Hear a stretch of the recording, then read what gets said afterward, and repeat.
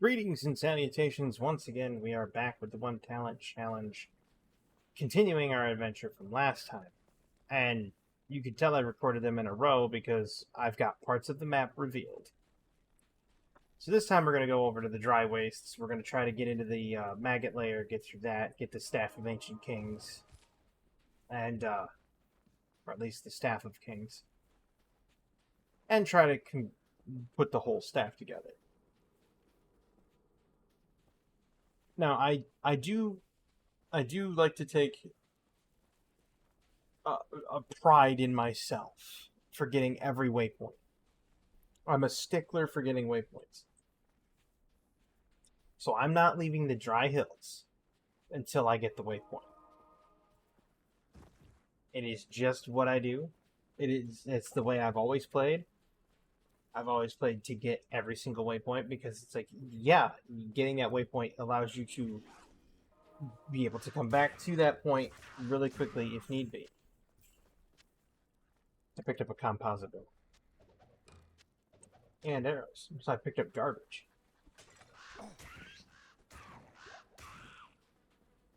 Now, in the last episode, I was talking about other things like Black Ops 6 and stuff like that. And, well, apparently, if I don't slide out of my chair, there was a mod that was made for Modern Warfare 2, the old Modern Warfare 2. There was a mod that was made where it added modern guns, modern textures, etc. and brought back the old Modern Warfare 2 game. And Activision didn't have a problem with it until quite literally the day it was going to release the mod on Steam. The people were going to release the mod on Steam, and that was that day being basically today. Blizzard was like, "Oh, cease and desist." Well, not Blizzard, but Activision. Now, this raises an interesting question: does Activision really have any basis for the cease and desist? Now, I'm not by any means a law professional. I am not by any means knowledgeable in either litigation or modding on Steam, but isn't it allowable on Steam to modify games that are offered on Steam? Or do they necessarily have to have the company's A-OK to modify? This is where it's going to matter. Because if Activision says mods allowed, modifications allowed on Steam for that game, and they checked the box when they launched it, then their cease and desist order fails. Because they can't technically pull it back and say, well, mods are no longer allowed, because it would have been grandfathered in, you see. At least that's the way I see it. Now, I understand why Activision did it. A lot of people are just salty right now because they are over the moon hurt about, they're like, oh, well, Blizzard and Activision is just being surly because, they want people to play Black Ops 6. And so they're denying people this game, which is infinitely more fun. How do they know?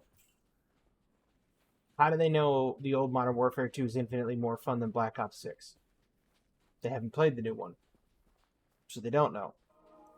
The people on the online that are getting salty over it have fond memories. And what they wanted was the nostalgia factor of the old Modern Warfare game.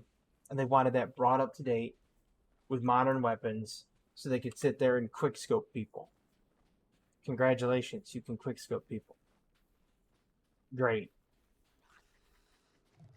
Take that and $1.50 and go get yourself a cup of coffee, champ.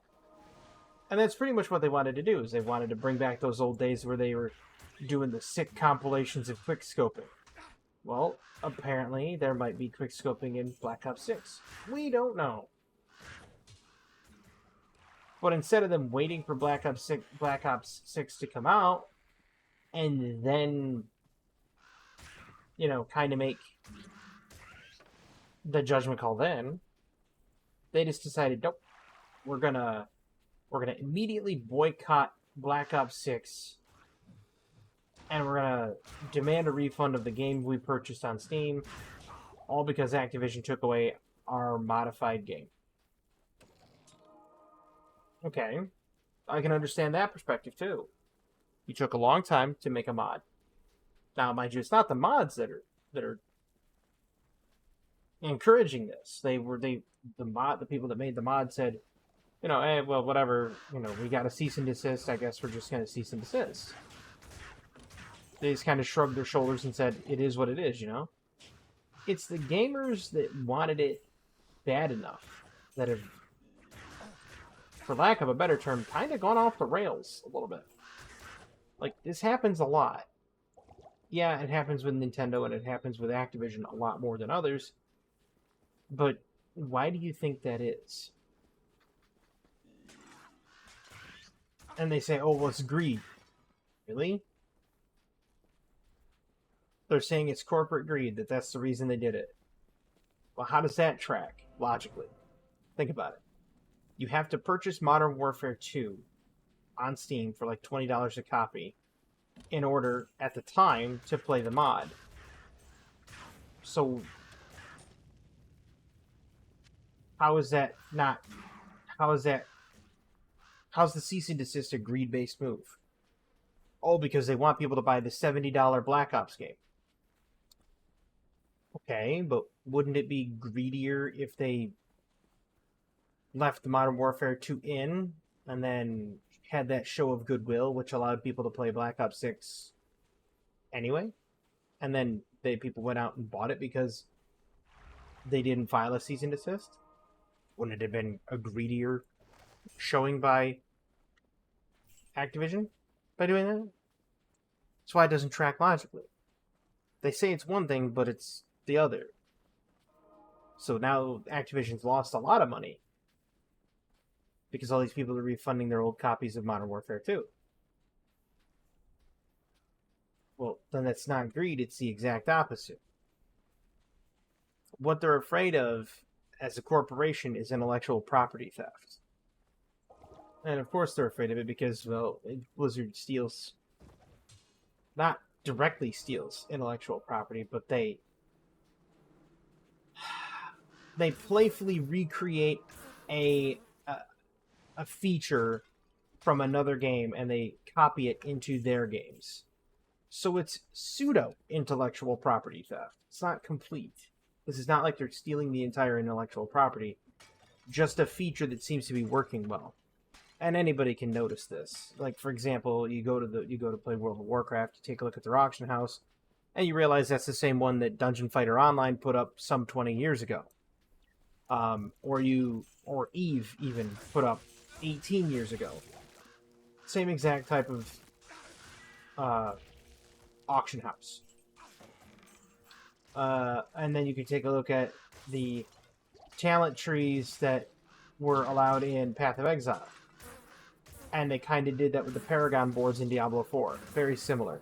Just raw base stats that you put points into.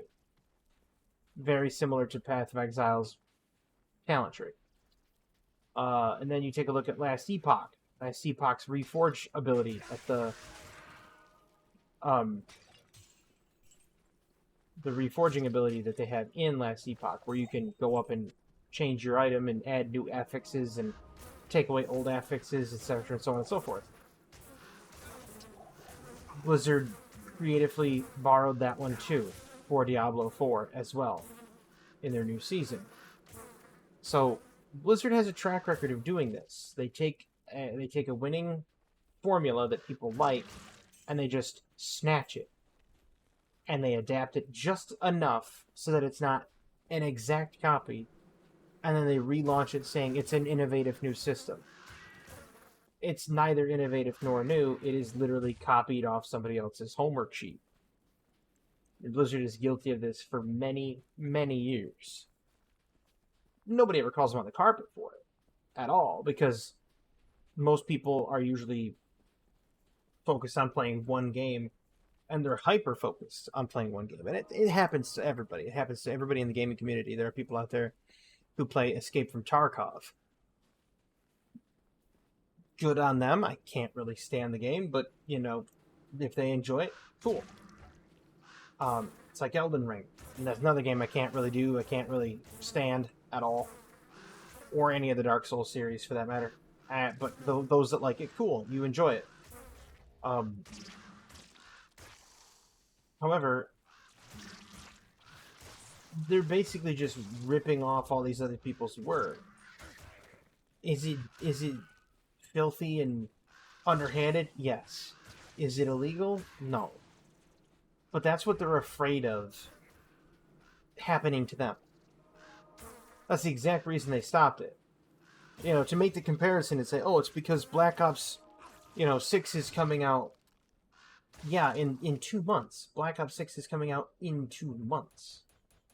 Like, put that into perspective. You have all of August, you have the last half of August left, and all of September.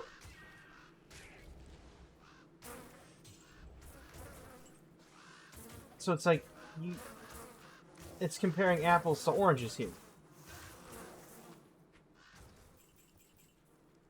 They were afraid that the mod community on Steam was going to get a hold of code that exists in Call of Duty, and that these people, after they made a mod, were going to take that same code or similar code and make a Call of Duty clone that they would then launch in, say, October, which would then compete with Black Ops. That's what they were afraid of. Because they had no other reason to shut it down. The one thing that Blizzard was extremely guilty of, they themselves were afraid of.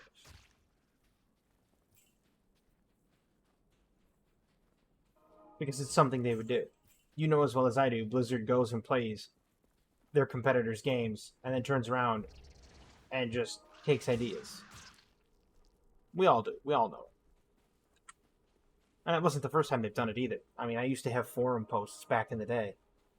And I wished I had saved them. I wished I had, screenshot them and saved them. Which, back then, I didn't. I didn't think about it.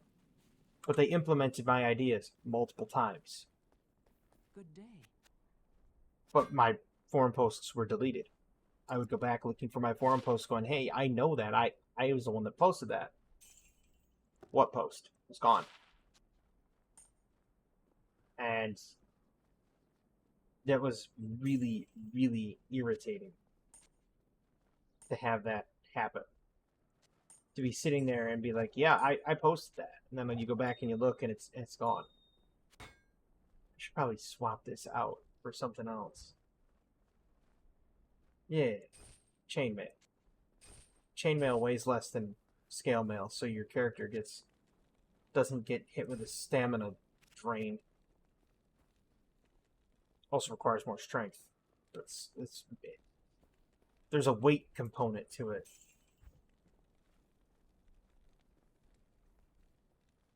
Pretty sure scale mail drains less stamina than chainmail drains less stamina than scale mail. There was actually a weight component to it. They didn't want to talk about it, but there is. Same reason when you wear quilted armor, your stamina doesn't drain as fast. That's why. But let us continue about this whole thing. Activision Blizzard is afraid that others are going to do exactly what they themselves have done. And that's fine. They're right to fear it. But it's just scummy. You know? It's just completely scummy. And I mean, I would have loved to have seen a competitor come out for Call of Duty, but there just isn't one. And before people say, "Well, there's X Defiant," okay, but let's be real here. I've played X Defiant. Okay? X-Defiant is if Overwatch and Call of Duty had a really weird love child. Right? The fact that you can't go prone is kind of telling. And I'm lagging. This is interesting. And there it is. Blizzard's not happy with me. They caught on. They heard me talking.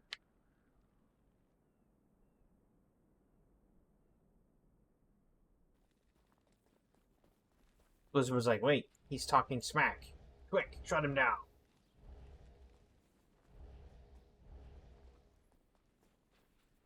But you see, I cleared the room. Can't take me down now. Welcome to my shop. A lot of lag going on right now. A little weird. Whatever. We'll soldier on. Persevere. Nevertheless, Blizzard's done this in the past. They've ceased and desisted a few people, but like Activision needs a competitor for sure, and X-Defiant's not it. It's just not it.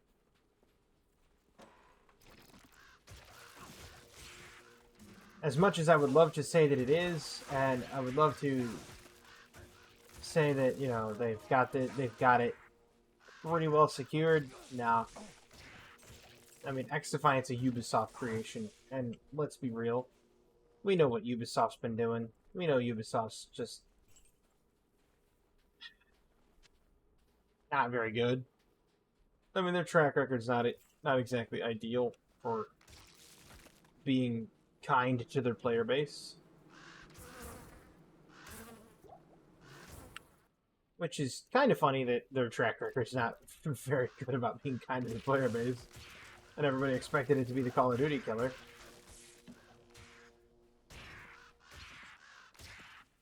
And they're just like, well, yeah, but it's more skill-based. Well, sure, it probably is.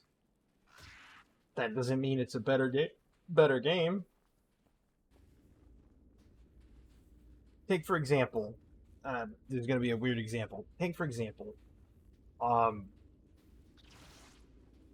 Getting Over It with Bennett Foddy. I know, weird example, right? I've made mention of it before. I personally think that Getting Over It with Bennett Foddy is the perfect game. And, of course, people are going to say I'm crazy. But, here's why I make this statement I do. Getting Over It with Bennett Foddy does exactly what you expect from the game. It's a rage game. The name itself is a multiple entendre. Getting over it, meaning to ascend over the top of the mountain of garbage put before you, and then getting over it. You fell. You will reset all of that progress. Get over it. Getting over it. The fact that it has multiple meanings, and the fact that it has multiple,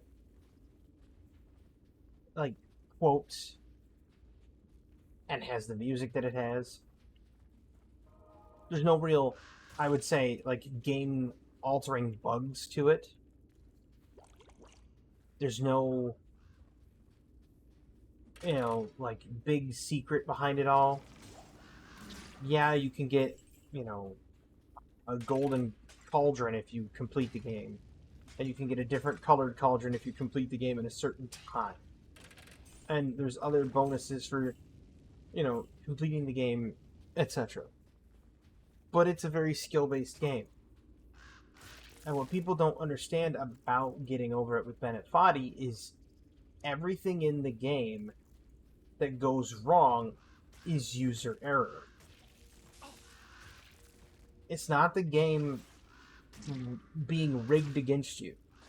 It's not like there's some sort of hit detection or hit regulation or desync or lag or internet issue. It's you. If you failed to climb the hill, that's on you. And it sets out to do what it does. It does what it sets out to do. It's a rage game. It's meant to make you angry. It's meant to make people frustrated. It achieves that. Name me another game that achieves its goal, has great, has great difficulty, has precise controls within reason, of course, again, player error, good music, and everything. Like, nobody can do it. Not even,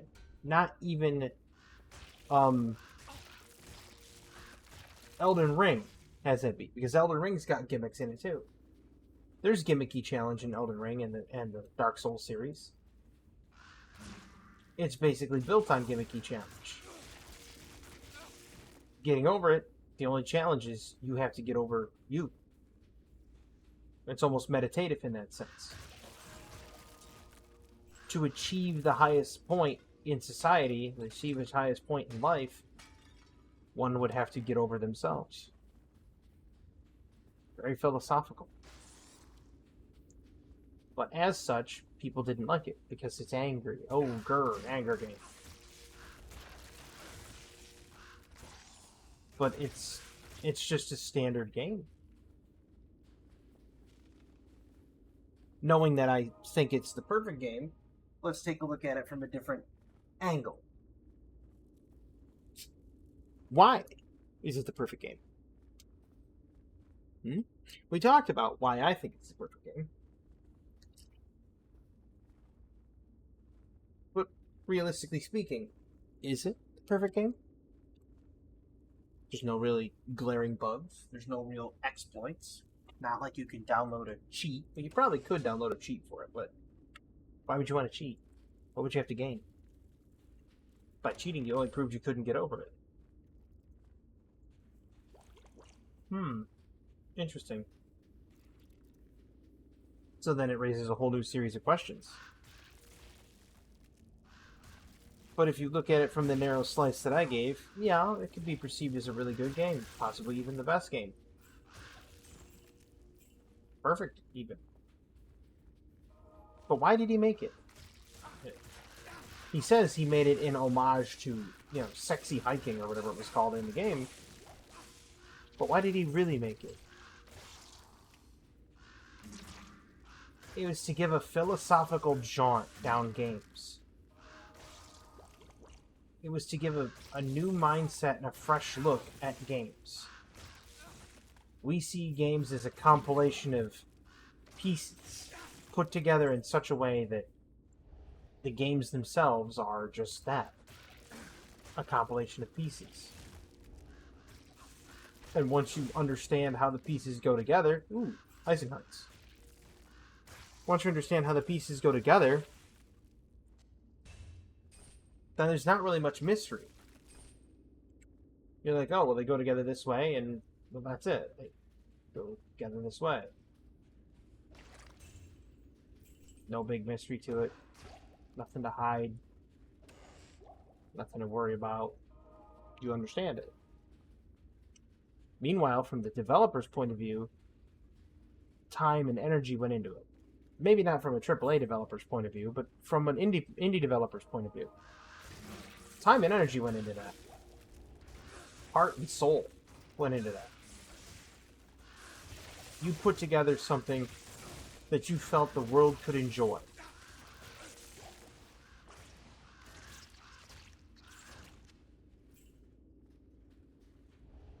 And that speaks volumes. Now, people would say, how do you know, though? Thanks. How do you know that's what they were feeling? How do you know that's what they were believing? You want to know how I know?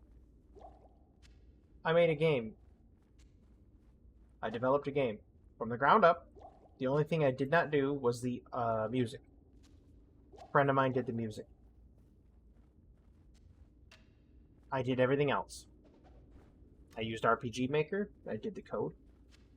I sat down. I did all the bug squashing, and even then I missed a bug. I did all the bug squashing. I did all but the one play test. I poured my heart and soul into a game. I since lost all the assets of said game, so I can't continue on the creation of said game. Eventually, I would love to finish the game's storyline. Maybe if I get quite a bit of money, I'll hire a crew and have it done and make it in 3D. I did the voice acting of all the voice lines, of all the characters. I poured everything into that game. Now, did I expect that game to make me millions of dollars? No. No, I did not.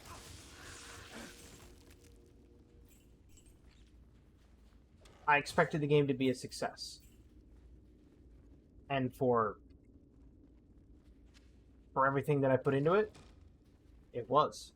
It was a success. Now, of course, people would say, okay, but what do you mean it was a success? I mean, you're still, you're still at home. You're now doing YouTube. You did streaming. How could it be a success if you're doing all these other things? At which point I take a step back and I say, define success. And that right there is it. It's how you define success that matters.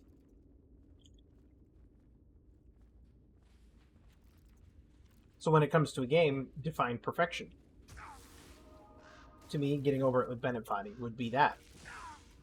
Not even my own game would be perfection. There's errors. There's bugs. There's little things in the game code that cause issues. So I would not deem it perfect. And it's only part 1 of 3 of a story. And it took me about 3 months to put it together.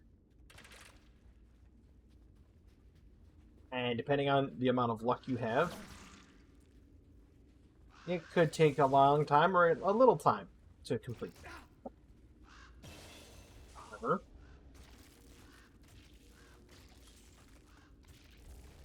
it is still the game that I hold dear to my heart because I put forth all the energy into it.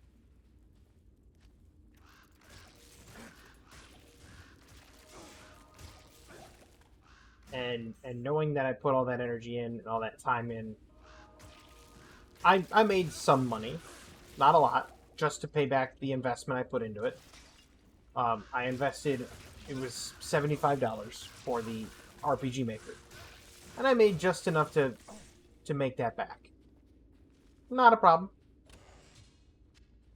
It was not as good as it could have been. But that's okay. It's perfectly fine with it. I wasn't in it for the money.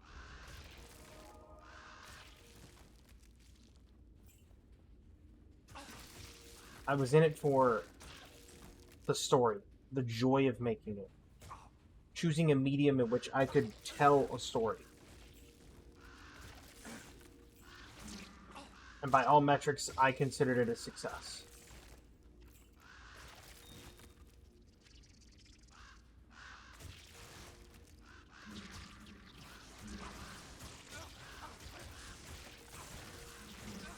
That's not to say that I couldn't have done better, because I could have.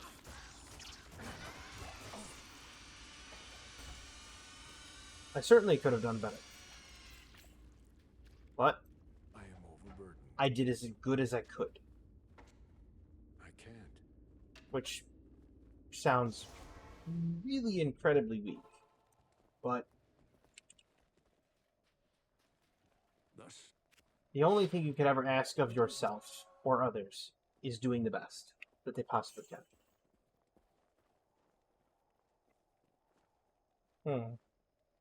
Hit blinds target, percent bonus to attack rating. This has life steal, chance to cast firebolt on attack. No. But yeah, it's really the only thing you can ask yourself is to do the best you can. Put it all out there. Like, legitimately give it your all. And you won't have any regrets.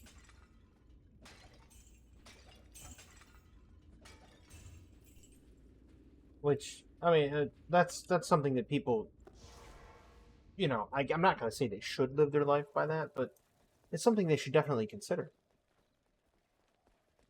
Because if you go into something expecting that you're going to win or expecting that you're going to be like out of the gate I've heard. success and hit, that bottled lightning, you're going to be ready for a bit of a downfall. However, if you go into it expecting, I expect it to be finished. I expect the time and the energy I put in to feel like I've gotten out of it what I put in. Go into things in life having that viewpoint, and you'll rarely be disappointed. I think that's kind of what I was getting at here.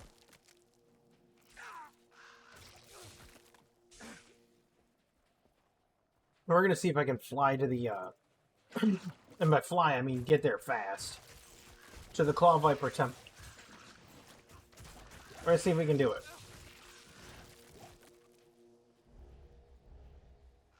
I don't know if I can. I don't know if I'll be able to do it, because I don't want this video to go on for 45 minutes. But we're going to try it. We're going to try to get it done and get the staff finished, and then come back to it later. There's Beetle Burst again. Ooh, a jewel. Very interesting. I like that. I mean, having, negative requirements is awesome. Having increased damage is awesome. Stuff like that. Those are, key items you want to, key stats you want to find on your jewels.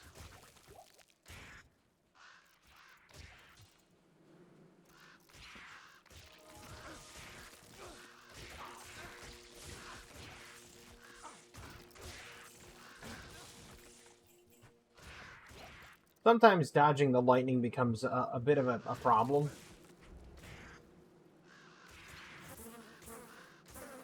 This is why Lightning Enchanted and other things like that in Act 2 are really just... they're killer. Like, they are absolutely killer. Especially if they're extra strong Lightning Enchanted. It really gets hectic around that.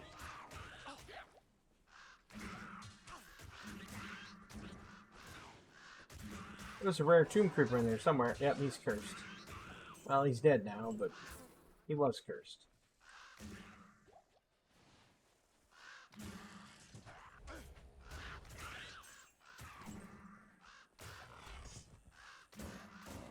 The birds being able to make them blind is just perfect. As I addressed it before, when the ravens blind their target, not only can the target not see you, but if they can't see you, they can't become aggressive to you. Therefore, they can't, like, come over and hit you. I'll put that to good use. I don't need that breastplate of remedy anymore. I figured I'd give him the new breastplate that I just picked up.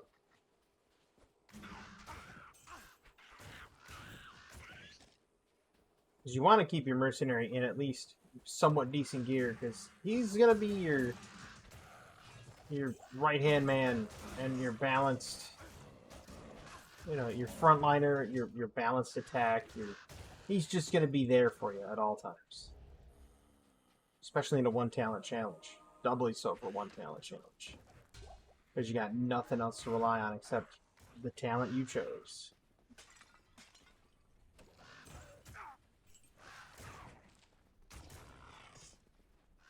And just... sometimes they get stuck where they don't need to be getting stuck. You just kind of have to get like a metaphorical cattle prod to get them moving.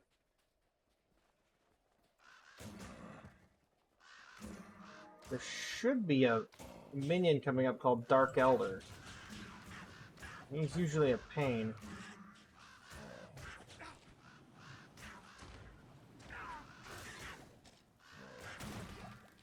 Ooh, Broadex. Mind if I do?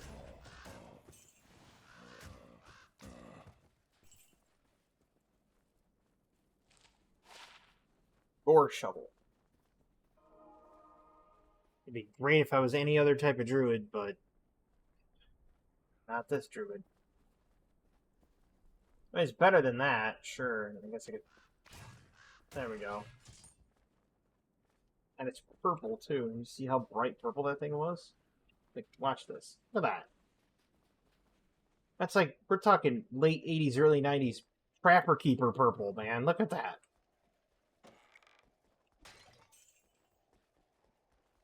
Like, I'll even get a close-up of it. Like, look at that. Look at how purple that is. Bro, but we're talking, like, that is nauseatingly purple.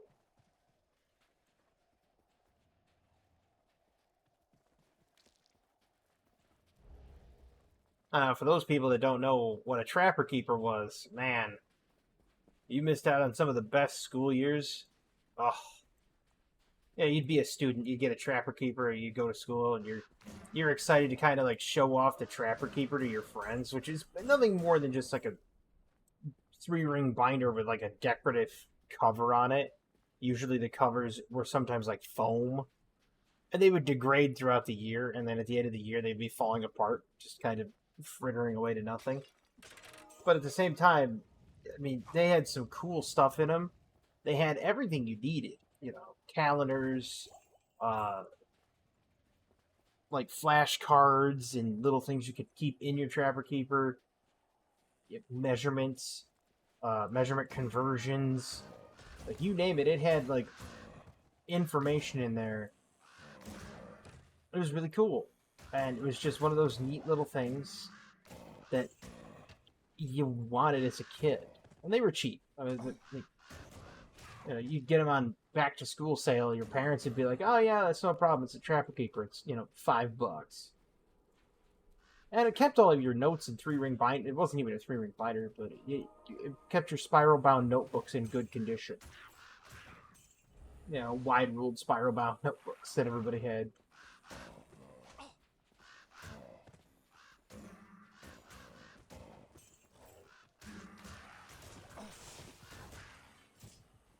And then you had, like, folders for every subject, which was really weird.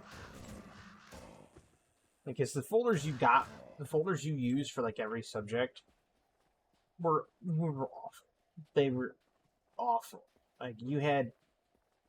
I will say this for the 80s and 90s. While it had really cool color schemes, I mean, we're talking really, really cool-looking color schemes, it was awful for everything else. Like, it was that transitive period where, you know, Looney Tunes was still relevant, like extremely relevant, but not relevant enough. And then you had, you know, Garfield was still relevant, but still not relevant enough. And you didn't want to be that nerd that had, like, old people cartoons. I mean, we're talking middle school. We're talking like 6th grade. You didn't want to be the guy that walked in, you know, with a Garfield folder being like, "Oh, well, you know, I'm ready for class." Everybody just kind of looks at you like, "Really? Garfield? What are you, 5?" And then, you know, you'd get razzed by everybody in your class for it. So it sucked for that. But other than that, it was like Trapper Keepers were some of the coolest thing. That's a really good jewel, too. I don't even know if they still make them. They probably don't, come to think of it. They probably cut it. Because they're probably like, "Oh, you know, your phone's got everything in it." Now, you know, everybody's got a phone at the age of 12. And it's like, but why? Like, what are they going to do? Call somebody in the middle of the day? It's like, just go to the nurse's office, use the landline, you know? That's what I did as a kid. It's like, "Oh, you know, you're projectile vomiting across the classroom. Well, we'll walk to the nurse's office, puking down the hall, give janitorial something to work on." And you get down there, and you're like, "Yeah, you're going to have to call my mom." And then they just pick up the landline and, you know, dial your landline number, and parents come and pick you up. Like, that's what they should do. Just do that again. dial your parents on the school's landline and, you know, have it receive them on their cell phone. Like I get, like having a cell phone is great because you can, you know, put a tracker in it to make sure your kids are where they say they are. Like, oh, I'm at soccer practice. And they are at soccer practice. But then, you know, the kids today get inundated with so much garbage on like TikTok and everything. So that's one of those things.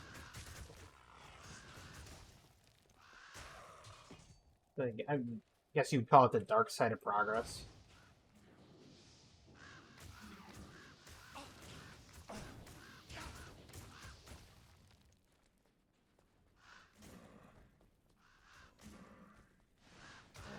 There's Dark Elder.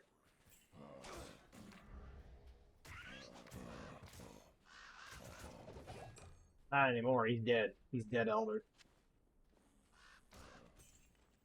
Yeah, I mean, it was being in the 80s and 90s was an interesting time. I'll say that right now. I'll say that for sure.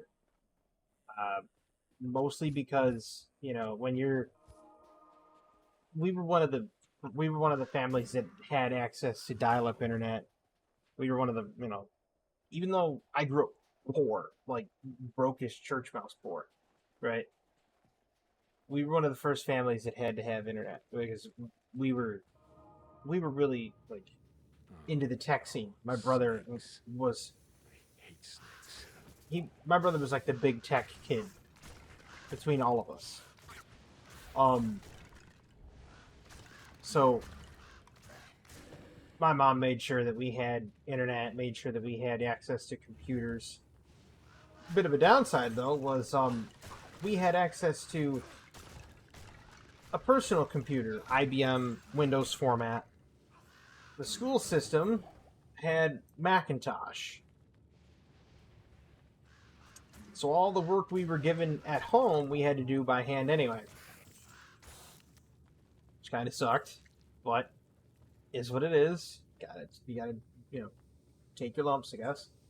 Nevertheless, when it came around to like having dial-up and having an internet connection, we were one of the first families in our, you know, in the area, in our town that really had internet, and we were using it to play billboard games. Like there was a local bulletin board that had text-based games, one of which was called Legend of the Red Dragon. Really good bulletin board game. You can probably find bulletin boards today, to be perfectly honest with you.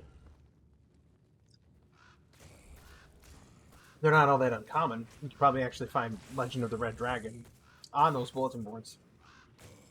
The whole purpose was to go and kill the Red Dragon. And they were all text-based games. So it would tell you, you know, you've wandered into a forest filled with magic and creatures, etc. Which level of the forest would you like to go to? And you'd input the number. Of course, if you went too far and you died, you were done playing for that day. You were dead for the day. And then you could PvP. You could challenge people that were sleeping out in the field and not at the inn. If people slept at the inn, they could you could sleep with bodyguards so that the people had to attack your bodyguards first. And that'll cost extra money that you earn in the game. It was a wild time, you know, playing on bulletin boards. Real wild time. Pardon me. It was a lot of fun. But we used to play that and a couple other bulletin board games, and living before internet and then living after internet is really a surreal experience that I don't think younger generations are really going to get the chance to experience it, short of maybe living through space travel, or maybe them living through, I don't know, time travel even. That'd be kind of cool, wouldn't it? You know, have the younger generations live through time travel and watch them go back in time and see the birth of the internet. That'd be interesting for them, wouldn't it?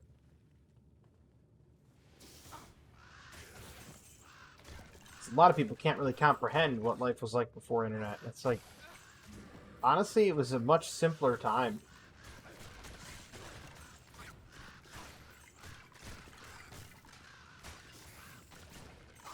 But, you know, with the internet came quicker, you know, data, quicker information moving. So, with that quicker information moving, the whole idea of, oh, yes, well, it was, you know, you've probably heard the excuse before. I'm getting off on a tangent here.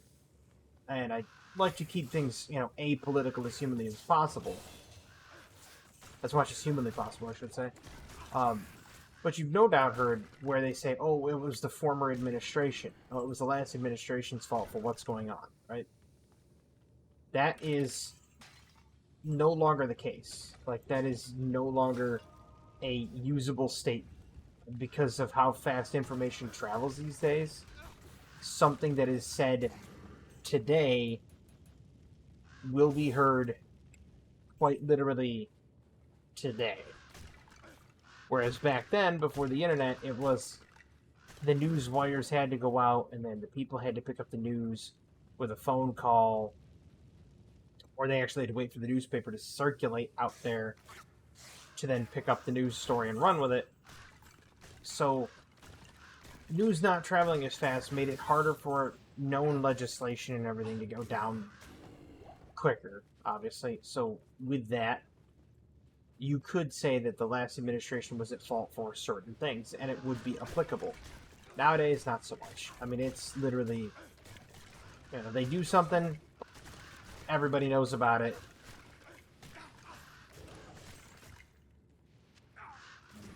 And so, yeah, you pretty much have to just kind of deal with it and take the L. Or W, depending on what it is.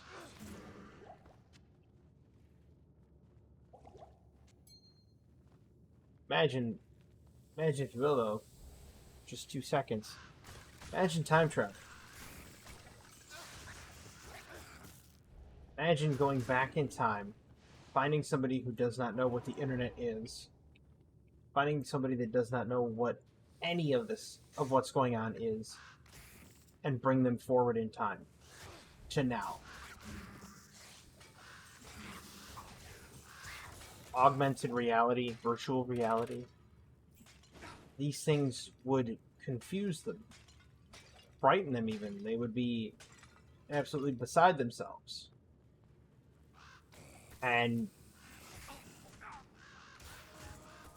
it seems kind of weird to think that something like that would be so heavy on them. You know what I mean? But yet, it exists. The idea, not necessarily the Yes. physical usage, but Roams the world once more. the idea of time travel exists. Though I could go into a kind of not really a soliloquy, but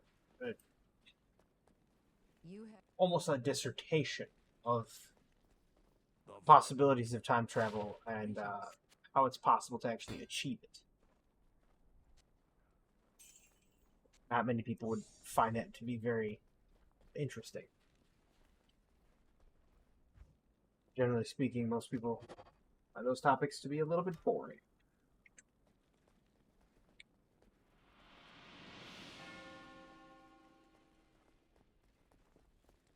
Halt! You may not. You may. Good day. Oh, right, I have to talk to Drogman. No, I don't. Like, it's not I can enter the palace, right? You may not. Oh, I still have to talk to Drogman.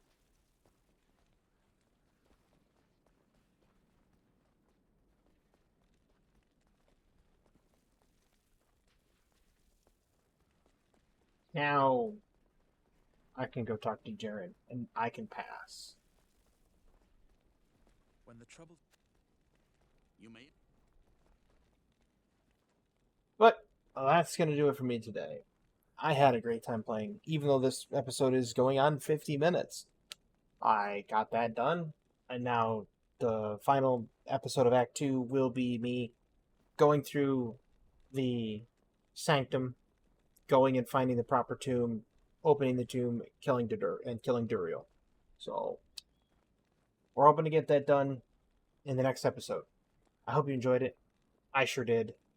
And yeah, I kind of went off and waxed a little philosophical, but that's okay. That's kind of the point of one of these long play videos, just kind of talk about everything and anything. I like that. I like it's got a free flow to it. I enjoy it thoroughly. I hope you do too.